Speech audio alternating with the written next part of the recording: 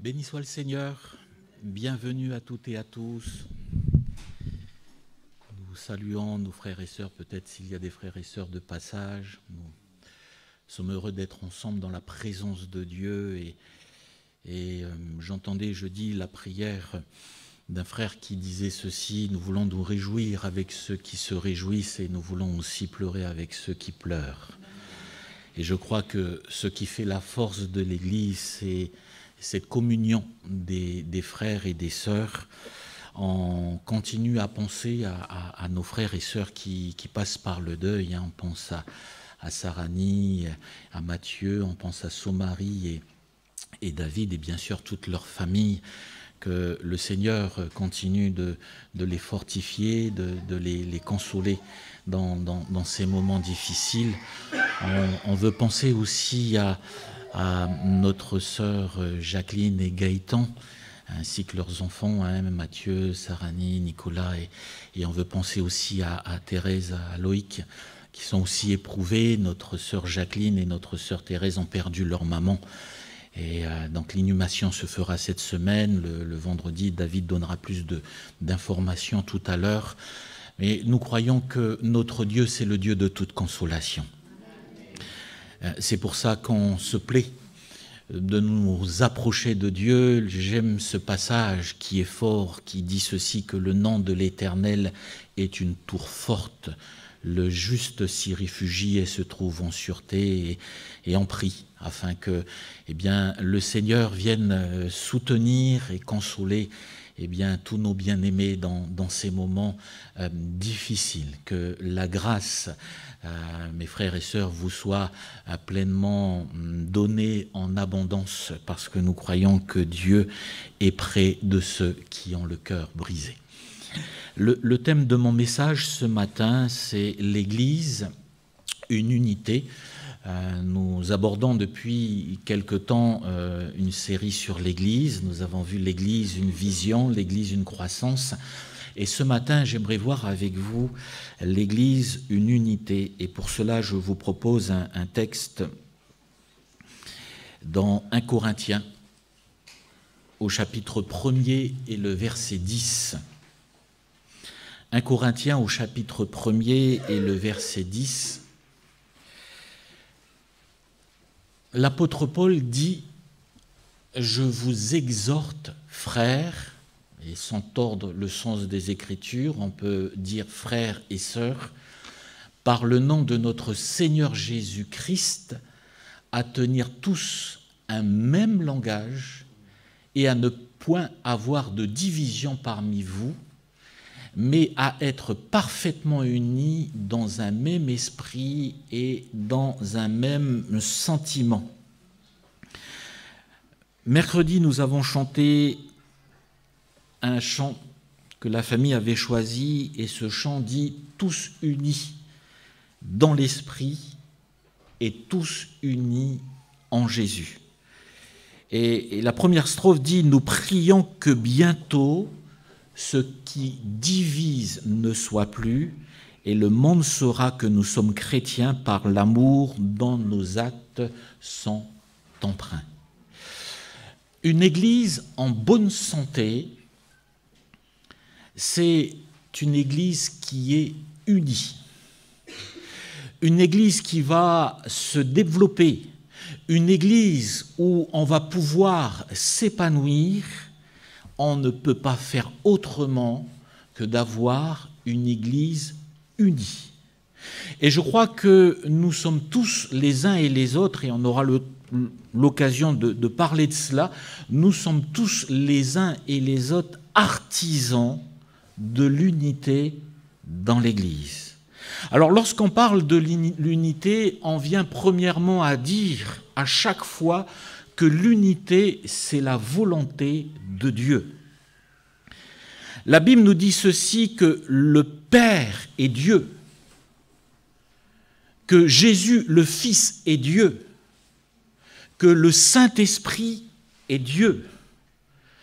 L'Écriture nous dit, et lorsque nous prenons le temps d'étudier la parole de Dieu, que ce sont trois personnes distinctes. Et pourtant, l'Écriture nous dit qu'il n'y a qu'un seul Dieu. Vous allez me dire que dans la parole de Dieu, et vous avez tout à fait raison, de dire que le mot Trinité n'existe pas. On est d'accord. Mais lorsqu'on prend le temps d'étudier la parole de Dieu, on s'aperçoit d'une chose, qu'il y a cette unité, cette osmose, cette unité entre le Père, le Fils et le Saint-Esprit. Si on prend juste l'exemple de la création, la Bible nous dit ceci, au commencement, Dieu créa le ciel et la terre. Et le mot Dieu ici, c'est le mot Elohim, c'est El-Ohim. Ohim, c'est la pluralité. C'est au commencement Dieu au pluriel. Au commencement, le Père a créé l'univers. Et pourtant, nous l'avons lu tout à l'heure, dans Jean au chapitre 1er, il est dit au commencement était la parole. Et la parole, c'est Jésus. Au commencement de la création était la parole. La parole était avec Dieu, avec le Père. Et la parole, Jésus, était Dieu. Mais Jésus était au commencement. Et quand vous lisez Genèse au chapitre 1er, il est dit concernant l'Esprit Saint, l'Esprit de Dieu se mouvait au-dessus des eaux. C'est-à-dire qu'il y a cette unité entre le Père, le Fils et le Saint-Esprit. De toute éternité, il n'y a jamais eu de séparation entre le Père, le Fils et le Saint-Esprit. Il y a un moment où l'Écriture nous dit que le Père a dû détourner son regard du Fils. Et ce moment, c'est la croix, où à ce moment-là, Jésus portait le péché de l'humanité. Jésus portait vos péchés et mes péchés à la croix. Et l'Écriture nous dit que Jésus s'est fait pécher pour nous. Mais c'est à ce moment-là où le regard du Père a dû se détourner juste pour un temps de son Fils. Et Jésus a dit à ce moment-là, mais Père, pourquoi m'as-tu abandonné ? Mais de toute éternité, il n'y a jamais eu cette séparation. Et une chose est certaine, c'est que cette unité du Père, du Fils et du Saint-Esprit, c'est ce que Dieu veut pour l'Église de Jésus-Christ. Que nous soyons unis les uns aux autres. C'est quand même fort quand c'est un moment charnière, quand Jésus s'en va au Père. Il sait qu'il laisse ses disciples. C'est un moment assez difficile. Et quand il est là, l'Écriture nous dit qu'il va prier pour ses disciples. Il va prier pour l'Église. Il va prier pour l'Église de Thionville. Il va prier pour nous. Et Jésus va formuler ces paroles dans ces moments où il laisse son Église et il s'en va au Père.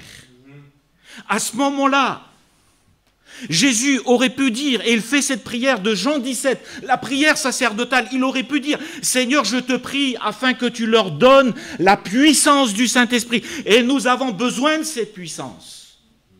Il aurait pu dire, Seigneur, je te prie afin que ce soit des hommes et des femmes de foi qui ont un impact puissant dans ce sens. Non, Jésus, dans ce moment privilégié où il y a cette transition, la prière pour l'Église, il dit, mais Père, comme toi et moi nous sommes un, je prie pour que nous soyons, pour qu'ils soient, un comme nous sommes un, moi en toi et toi en moi. Il y a cette prière sacerdotale qui nous rappelle l'unité. Et je crois que l'Église doit toujours avoir cette vision et cette perspective d'unité les uns avec les autres. Et de tout temps, il en est ainsi. Quand Dieu a créé l'homme, la Bible nous dit qu'il a créé Adam. C'est le seul homme qui a été créé.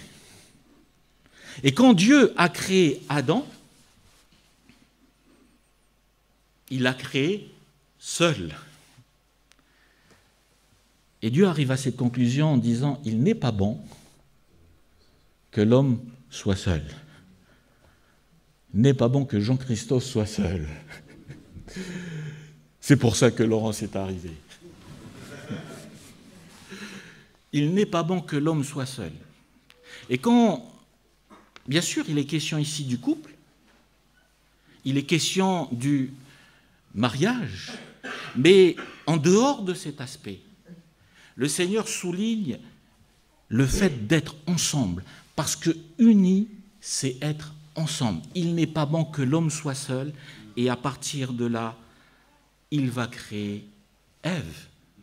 Mais notez une chose, c'est que lorsque Dieu nous a créés, il nous a créés être social. C'est pour ça que notre société existe, parce que nous avons besoin des uns et des autres. Nous avons besoin de vivre ensemble. C'est comme ça que nous avons été créés. Et si Dieu nous a créés être social, a fortiori concernant l'Église, la Bible nous parle de communion fraternelle. La Bible nous parle d'unité. Quand Jésus est venu sur la terre des hommes, il avait besoin de personnes. Pour exercer son ministère, il avait besoin de personnes. Il est Dieu. Et pourtant, quand il vient, il s'entoure de disciples. Et il se choisit 12 disciples. Et même dans des moments assez privilégiés, où des fois il va exercer son ministère en petit comité, ou j'allais dire peut-être même seul, il prenait toujours avec lui quelques disciples. Quand il est question de la fille de Jaïrus, qui décède et en vient le supplier d'y aller, et quand il arrive, la Bible nous dit ceci, qu'il renvoie la foule, mais il garde quand même avec lui Pierre, Jacques et Jean. Quand il est question de cette montagne de la transfiguration, où Jésus est celui qui nous introduit dans la dispensation de la grâce, et pour cela il s'entretient avec Élie et Moïse, et quand il est là, dans ce moment assez privilégié, il y a encore toujours les mêmes, Pierre, Jacques et Jean. Et pourtant Jésus n'avait pas besoin d'eux. Et quand il est à Gethsémane, et là il est pris par le stress et par l'angoisse, il est pris par les tourments, il a besoin de se mettre à l'écart pour être avec son Père et pour prier. Et là, quand il va à l'écart pour prier, de nouveau, il ne va pas seul. Il est ensemble. Avec qui? Toujours les mêmes. Pierre, Jacques et Jean. Quand je vais les voir dans le ciel, je vais dire quand même, hein, vous étiez des privilégiés, vous. Hein. Quand même. Mais le Seigneur ne restait pas seul. Il y avait cette unité. Et l'apôtre Paul, qui n'a pas vécu avec Jésus pendant toutes ces années de son ministère terrestre, après cette révélation du Christ sur le chemin de Damas, notez que l'apôtre Paul a cette même perspective, il a compris cela, il a saisi cette vérité, qu'on est là ensemble, qu'on est là unis. Et quand dans Actes au chapitre 12, si je ne me trompe pas, où l'Esprit de Dieu, ils sont en train de servir le Seigneur à Antioche, l'Esprit de Dieu dit ceci, « Mettez-moi à part Paul et Barnabas pour le ministère à laquelle je les ai appelés, d'être des missionnaires. » Et lorsqu'ils partent, Paul ne fait pas le ministère et ne sert pas le Seigneur tout seul. Il s'entoure de nouveau d'une équipe. Parce qu'il a compris une chose, c'est que l'Église, c'est ensemble. À un moment donné, il va, dans 2 Timothée au chapitre 2, il va exhorter Timothée, il va l'encourager dans le ministère pastoral et puis il va lui dire, écoute, Dès que tu peux. Dès que tu peux, tu viens, tu me rejoins. Parce que je suis resté seul avec Luc. Mais dès que tu peux, viens me rejoindre. Et quand tu me rejoins, ne viens pas seul. Prends avec toi Marc, car il m'est utile dans le ministère. Et il dit, mais hélas, Démas m'a abandonné pour le siècle présent et il est parti à Thessalonique. Tite, je l'ai envoyé à Éphèse. Crescence est en Dalmatie. Et il dit, mais on n'est resté que tous les deux, mais venez nous rejoindre pour exercer le ministère. Pourquoi ? Parce que l'Église, elle doit se vivre ensemble. Et je pense que le confinement nous a rappelé cela. Merci Seigneur pour toutes ces églises qui, lors du confinement, ont pu permettre des cultes sur Internet et pouvoir bénéficier de ces enseignements-là, et on bénit le Seigneur pour cela. Mais le fait d'être séparés les uns et les autres nous a ramenés à cette réalité de l'importance de l'unité et de l'importance de la communion fraternelle. C'est pour ça que je ne suis pas étonné et je trouve ça normal quand il y a des frères et sœurs qui arrivent dans la région, où il y a des frères et sœurs qui prennent le temps de choisir une église. On me l'a dit ici, hein. Ah, on visite les églises. À Avranches, c'est pareil. Quand il y a des frères et sœurs qui sont arrivés dans la région, on prend le temps de visiter les églises. Mais c'est normal. C'est normal. Quand je vais au restaurant, je ne regarde pas le restaurant le plus proche. Hein. Le plus proche de la maison, c'est celui-là. Si je vais au restaurant, je vais voir si je mange bien déjà. Si l'accueil est correct. Si le cadre est correct. Et s'il faut faire quelques kilomètres et quelques dizaines de kilomètres pour aller bien manger, je vais faire quelques dizaines de kilomètres pour aller bien manger. Je ne vais pas aller au restaurant qui est juste à 2 pas de la maison. Si c'est un bon restaurant, je vais y aller. Hein. Et l'Église, c'est pareil. Pourquoi ? Parce que c'est un engagement. On va s'investir dans l'Église. On va se donner. Et quand on a des enfants, c'est normal qu'on se pose la question et qu'on se dise, mais est-ce que l'Église a des activités pour les enfants ? Quand il y a une dizaine de moniteurs et de monitrices qui sont engagés et que nos enfants peuvent s'épanouir, parce qu'on sait très bien que ce n'est pas dans le monde qu'ils vont recevoir cet enseignement de la parole de Dieu. On se pose la question de savoir, est-ce que cette Église est en mesure de cela ? Si on a des adolescents, est-ce que nos enfants ne vont pas se retrouver seuls ? Est-ce qu'il y a des moniteurs et des monitrices qui vont s'occuper de nos ados ? Est-ce qu'on a un bon groupe de jeunes ? Est-ce qu'on a un bon responsable de jeunes qui va s'investir pour la jeunesse ?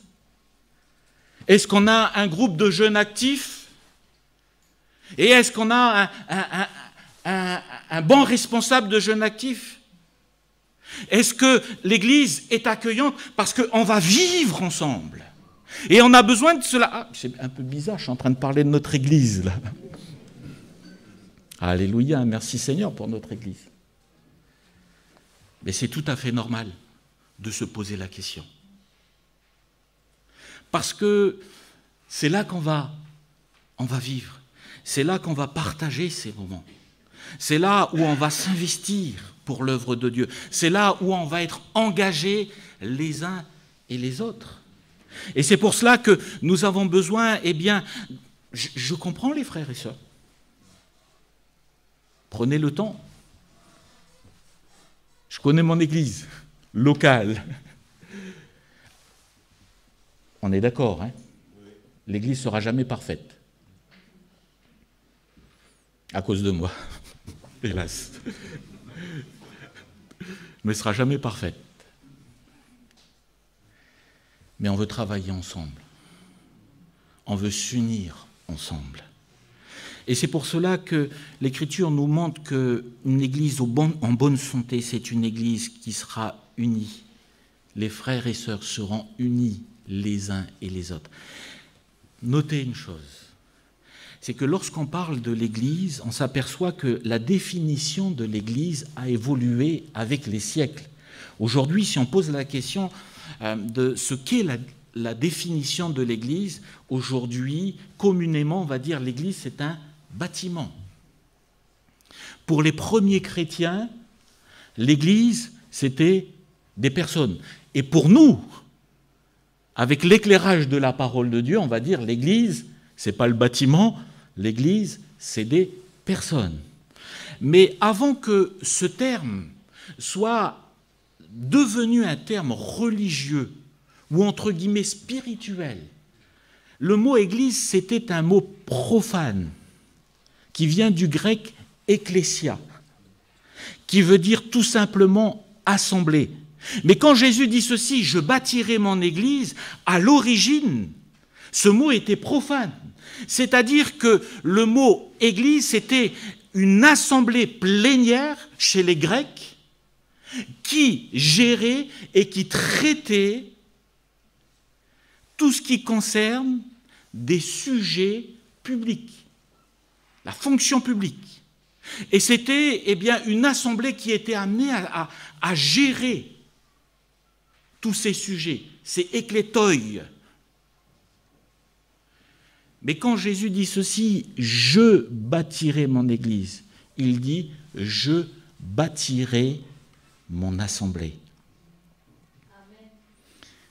Mais c'est fou quand même, parce que mes frères et sœurs, l'Église, c'est un miracle. Quand je vous regarde, c'est un miracle.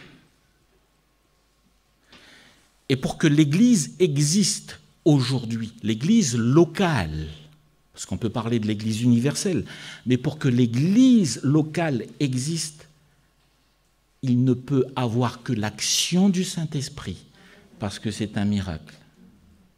Pourquoi? Parce que c'est fort quand même. Nous venons de différents milieux sociaux et culturels. Nous n'avons pas la même culture, nous n'avons pas la même éducation, nous n'avons pas les mêmes fonctionnements. Et pour plein de choses, il y a tellement de différences dans l'Église. Mais comment se fait-il qu'on soit tous ensemble et capables de servir le même Seigneur si ce n'est le miracle de l'action du Saint-Esprit dans nos cœurs et dans nos vies? C'est lui qui nous a unis. C'est lui qui permet ce lien, et ce lien se fait à partir de la nouvelle naissance. Vous allez aller à Wallis, vous allez rencontrer des chrétiens nés de nouveau, vous allez rencontrer une chrétienne, elle va pouvoir vous dire « mon frère » ou « ma sœur ». Et vous allez pouvoir lui dire « ma sœur ». Et en l'espace de quelques instants, la connexion se fait. Pourquoi? Parce que c'est le lien que procure le Saint-Esprit en nous, les uns et les autres. C'est le miracle. Comment se fait-il que... Il y a 3 mois en arrière, j'étais à Avranches, je ne vous connaissais pas. J'arrive ici, j'ai l'impression que je vous connais depuis un certain temps et depuis de pas mal d'années. Si ce n'est le Saint-Esprit qui nous unit. Et c'est pour ça que Jésus dit ceci, mais je bâtirai mon Église. Ce qui veut dire que si nous sommes les uns et les autres unis par le Saint-Esprit, si nous sommes tellement différents et nous formons un magnifique bouquet, et que le Seigneur nous a unis, on réalise une chose, comme il est dit ici, je vous exhorte, je vous encourage, je vous conseille, par le nom de notre Seigneur Jésus, à tenir tous un même langage et à ne point avoir de division parmi vous, mais à être parfaitement unis dans un même esprit et dans un même sentiment. C'est-à-dire que nous sommes artisans de la paix, nous sommes artisans de l'unité dans l'Église. Jésus dit « Je bâtirai ». Je vais travailler à ce qu'il y ait une assemblée. Je vais faire le nécessaire. Et être artisan de l'unité dans l'Église, ça commence premièrement par la prière. On a besoin de prier pour l'unité de l'Église. L'unité au milieu de nous. On a besoin de prier dans ce sens. Seigneur, permets, je peux en parler librement parce que l'Église est en paix. Je peux en parler librement parce que l'Église est unie. Mais nous avons besoin de prier dans ce sens. Parce que l'un des pièges de l'ennemi, il n'y a pas de secret, c'est la division. Et la Bible nous dit ceci, que le diable rôde comme un lion rugissant, cherchant qui il dévorera.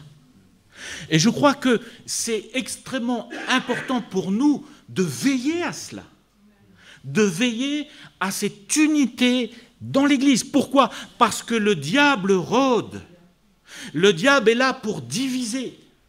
Et on sait une chose, pour l'avoir aussi vécu dans des églises où je suis né, que c'est tellement difficile, quand une église est divisée, de reconstruire.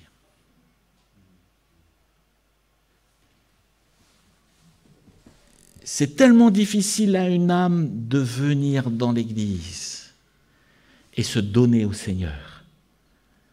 Mais c'est tellement facile de casser une âme et qu'elle parte de l'Église en l'espace d'un instant. C'est tellement difficile de bâtir l'Église, et heureusement que c'est le Seigneur qui bâtit. Mais le diable cherche, et il ne faut pas grand-chose pour que cette unité se brise et que la division peut arriver. C'est pour ça que nous avons besoin de veiller et de prier, Seigneur, Seigneur, garde-nous dans cette unité. La deuxième chose, c'est que pour qu'une église soit unie, ça nous ramène toujours à avoir, eh bien, de l'humilité au milieu de nous. Nous ne pouvons pas faire autrement, et là on y arrive, parce que c'est le Saint-Esprit qui nous lie, les uns et les autres, mais nous y arrivons au fruit de l'Esprit. Le fruit de l'Esprit, c'est l'amour que nous pouvons avoir les uns à l'égard des autres. Et je bénis le Seigneur quand il y a cette unité, mais il y a cet amour les uns pour les autres. Quand il y a, eh bien, cette humilité qui nous amène à nous soutenir les uns et les autres, à de pouvoir travailler ensemble, main dans la main. Pour pouvoir travailler ensemble, main dans la main, il faut avoir de l'humilité, parce que ce n'est pas toujours facile, ce n'est pas toujours évident.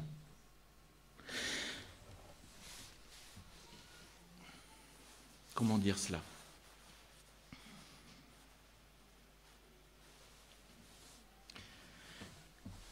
Quand Jésus est venu, il est Dieu. Mais quand il s'est fait homme, il s'est fait serviteur. Et il s'est fait serviteur de tous. Et quand il s'est fait serviteur de tous, il va bien montrer à ses disciples que pour servir, ensemble, il faut avoir cette humilité. Et c'est pour ça qu'à un moment donné, il ne va pas hésiter à nettoyer les pieds de ses disciples pour montrer l'esprit du serviteur et avoir un cœur humble. Et Jésus ne va pas hésiter, parce que ce n'est pas un menteur, et il se connaissait, heureusement. Il ne va pas hésiter à dire « car je suis doux et humble de cœur ». Et pourtant, le ciel est son trône et la terre son marchepied. Pourtant, son nom est élevé dans le ciel. Les anges sont aux petits soins à l'égard de Jésus. Ils sont aux petits soins parce qu'il est Dieu. Quand Jésus est allé au Père, la Bible nous dit ceci, qu'il s'est assis à la droite de Dieu le Père. Jésus n'est pas la première créature céleste. Il est de toute éternité. Jésus n'a pas été créé. Quand il est dit « je t'ai engendré », c'est pas « je t'ai créé ». Jésus est éternel. Il n'a ni commencement, ni fin. Il s'est fait homme, il s'est incarné, mais Jésus est de toute éternité.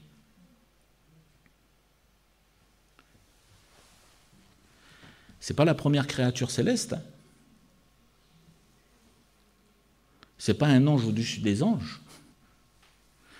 Quand Satan, qui avait cette position qui était élevée dans le ciel, a voulu se faire l'égal de Dieu, il s'est fait précipiter sur la terre. Dieu l'a chassé de sa présence. Il se sentait l'égal. Chassé. Quand Jésus est monté au ciel, il s'est assis à la droite de Dieu le Père, parce qu'il est Dieu. Mais lui, dans toute sa grandeur, s'est fait homme, s'est fait serviteur, s'est humilié, s'est rendu obéissant, nous dit l'Écriture, jusqu'à la croix. Mais il s'est fait serviteur.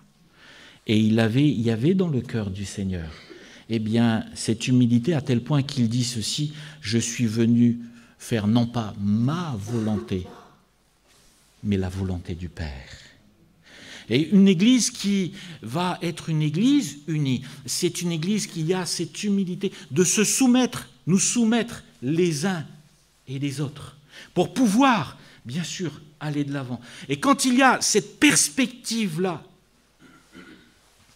l'église est en bonne santé. L'église peut grandir et on peut les uns et les autres s'épanouir. Quand on vient à l'église parce qu'on a la boule au ventre à cause de certaines circonstances, il y a quelque chose qui ne va pas. Quand je viens à l'église parce que j'ai la boule au ventre à cause de ceci ou de cela, il y a quelque chose qui ne va pas. Et c'est pour ça qu'on a besoin les uns et les autres d'être artisans, de travailler ensemble et de travailler dans cette unité. C'est un exemple que je dis, je ne viens pas avec une boule au ventre quand je viens à l'église, comprenez. Mais on bénit le Seigneur pour l'unité qu'il y a dans l'église, on bénit le Seigneur pour cette communion qu'il y a dans l'église, et quand il y a cela, il y a des bienfaits. Et je conclue avec ça, il y a des bienfaits à cette unité. Le Saint-Esprit peut agir librement. Parce qu'il compte pour nous, c'est quoi? C'est l'action du Saint-Esprit. Qu'il est agréable et qu'il est doux pour des frères, bien sûr des sœurs, de demeurer ensemble. Et la Bible nous dit ceci, c'est là que l'Esprit de Dieu descend. Et c'est là où l'Esprit de Dieu se manifeste. C'est là où la bénédiction de Dieu se manifeste. Et soyons unis les uns et les autres pour permettre au Saint-Esprit d'agir au milieu de nous. Permettre au Saint-Esprit de se glorifier au milieu de nous. Soyons unis, comme il a été dit tout à l'heure, dans la louange et dans l'adoration, parce que c'est là où Dieu siège, au milieu des louanges et de l'adoration. La Bible nous dit ceci, quand nous sommes unis les uns et les autres, comme nous sommes ensemble, si on est deux et que l'un tombe, mais celui qui est à côté peut le relever. Mais quand on est seul, c'est plus difficile. On est là pour nous réjouir avec ceux qui se réjouissent, mais on est là aussi pour pleurer avec ceux qui pleurent. On est là pour nous soutenir les uns et les autres. Et mes frères et sœurs, je termine en vous disant ceci, quand ça ne va pas, ne soyez pas seuls. Appelez, parce qu'on est là pour se soutenir les uns et les autres. Dans ma culture du côté asiatique, quand ça ne va pas, on a tendance à se refermer. Je suis comme ça. Quand ça ne va pas, j'ai besoin d'être seul. Mais non, ce n'est pas bon ça. On a besoin de partager. On a besoin d'être ensemble. On a besoin de nous soutenir les uns et les autres. On va prier le Seigneur. Alléluia. Eh bien Seigneur, nous nous approchons de toi et nous te disons merci pour notre Église, merci pour mes frères et sœurs. Merci Seigneur pour cet état d'esprit, pour cette mentalité qui règne au milieu de nous. Merci pour l'unité de l'Église. Merci Seigneur pour l'engagement de mes frères et mes sœurs. Seigneur, nous voulons être unis ensemble pour te servir, unis ensemble pour te prier, unis ensemble pour se soutenir les uns et les autres, unis ensemble, Seigneur, être un avec toi, Seigneur, et un les uns avec les autres. Nous avons pris tout à l'heure, Seigneur, ce pain et ce vin, nous rappelons que nous sommes en communion les uns avec les autres et en communion avec toi. Merci pour ce privilège. Tu viens bénir ton Église ce matin. Tu viens renouveler en nous, Seigneur, cette mentalité du royaume. Tu viens, Seigneur, fortifier les cœurs des uns et des autres. Tu vois peut-être le découragement de l'un ou de l'autre. Tu vois peut-être certains même sont fatigués, assis sur le chemin, et peut-être avec ce désir de ne plus venir dans ta maison. Nous prions afin que le Saint-Esprit ranime de nouveau cette faim et cette soif, cette joie d'être ensemble. Tu fortifies tes enfants, Seigneur, et tu bénis ton peuple, Seigneur, au nom de Jésus et pour la gloire de ton nom. Amen. Amen. Notre frère nous conduit dans un chant et ensuite David va terminer avec les annonces.